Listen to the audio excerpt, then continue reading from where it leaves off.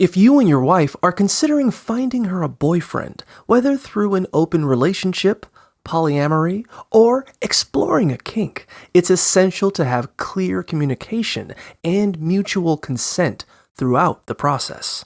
Begin by searching for local groups and events that cater to non-monogamous lifestyles, such as poly hangouts or swinger clubs, which can provide a supportive environment.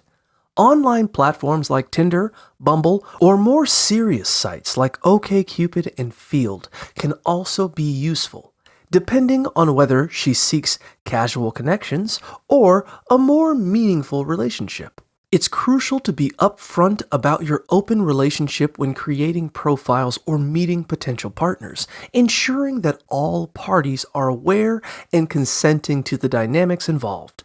Before diving into this chapter, have an in-depth discussion with your wife to clarify both of your expectations and feelings about the arrangement, making sure you are both on the same page to avoid misunderstandings and nurture a healthy exploration of your relationship.